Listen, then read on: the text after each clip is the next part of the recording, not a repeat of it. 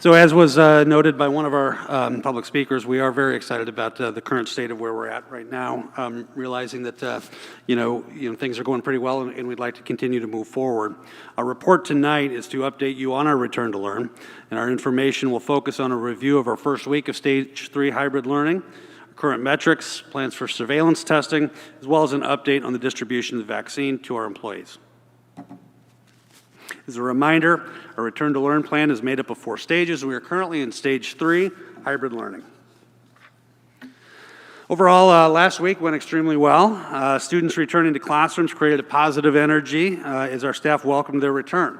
It was an emotional time for staff, students, and families, as we have all endured so much since students were last in schools on a consistent basis.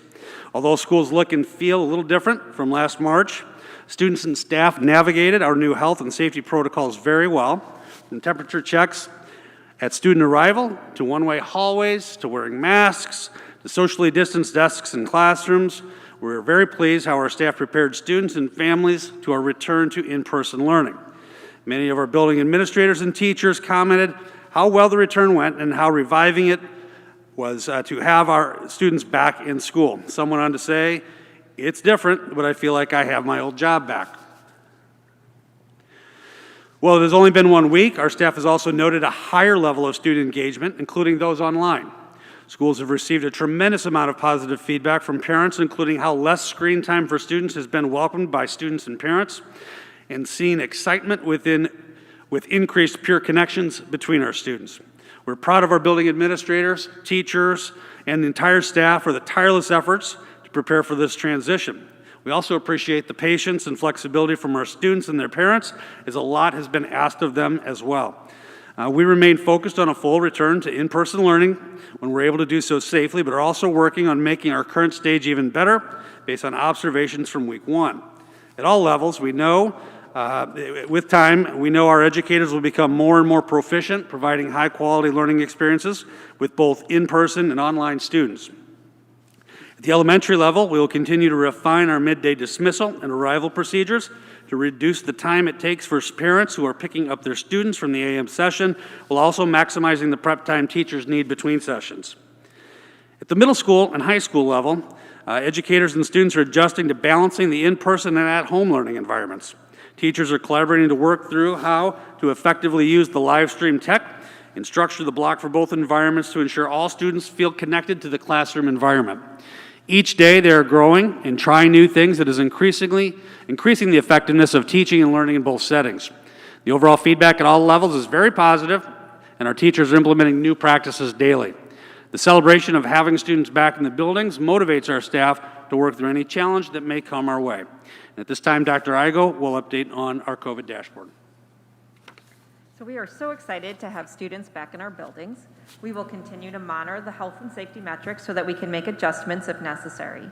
As you can see from the chart, all of our metrics fall within the green area, indicating that we have minimal concern with the spread of the virus within our schools. The community positivity rate of 4.53% has continued to trend down and moves from the moderate range to the minimal range. Our PPE and cleaning supplies continue to be sufficient. We have begun COVID screening last week with our staff and are happy to report that we had less than 0.5% of our samples return with a presumptive positive finding. As we would all expect, our students have risen to the occasion and there were no concerns with following the face masks or social distancing mitigation strategies. And the number of staff unable to work continues to remain low and our staffing levels are adequate. We've updated the COVID dashboard to align with our new metrics. You will see a chart each week like the one on this slide that details where we stand with each of the metrics. We will continue to post weekly the number of students and staff who have tested positive for the week and the number that is quarantined. We will also be adding the number of COVID screenings we did each week and the overall positivity rate of the samples and the number of students who are experiencing COVID-like symptoms. As you can see, we are well on our way to full implementation of the COVID screening program. As I mentioned, staff began the COVID screening last week. While overall it went well, there were a few bumps along the way. As always, we're making adjustments to our internal procedures based on what we learned from our day-to-day implementation. Students will begin testing this week, tomorrow. We would like to remind all of our participating families to carefully read the instructions and or watch the video prior to providing their sample. It's critically important that all those steps are followed, that that barcode label is placed vertically on the test tube to ensure that all samples can be run. We have seen an increase in our enrollment from our last Board of Ed meeting. We have an additional 384 staff members, bringing the total staff participation to 1,654 staff members, and our student enrollment has grown by 1,274 students, bringing the total to 3,386. Overall, we have a 53% of our eligible participants are signed up for the program. However, we are still processing the new enrollment forms that we received last week, so we anticipate that this number will continue to grow. While our enrollment has increased, we are still not at the 70% participation rate that we would like, particularly for our students.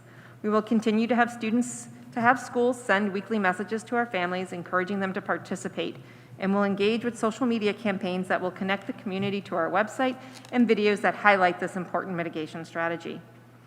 Given the importance of in-person instruction and the low transmission rates within our schools, we are not recommending mandatory testing at this time.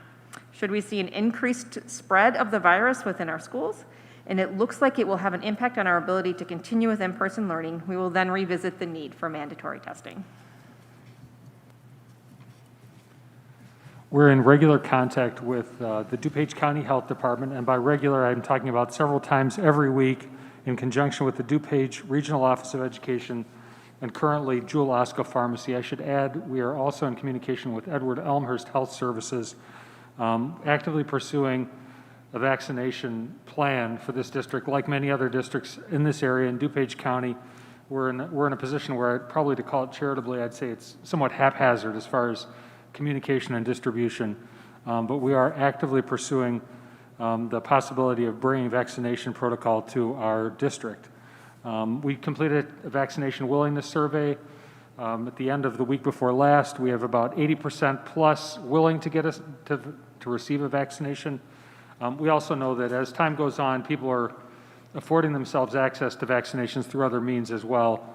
I'd encourage anybody that's watching this, whether you work here or not, to actively pursue accessing vaccination through as many channels as possible. I'm talking about connecting with DuPage County, connecting with Mariano's, CVS, Walgreens, Meijer. If you know DuPage Medical Group, I'd frankly take a shotgun approach in terms of like trying to increase the probability of access for all employees as well as community members. We'd like to anticipate an on-site vaccination program if possible, and then I think I pretty much covered all of it. Thank you. Yeah, I just want to emphasize one point on what Dr. Knowlton has just shared about us and our readiness. Dr. Knowlton we are in position and ready to have an on-site administration of vaccination. It's just the availability of the vaccine itself. And what we heard from the DuPage County Health Department even today, they don't know how many doses they're going to get next week. And so it's kind of, and then who the state makes available to private providers as well.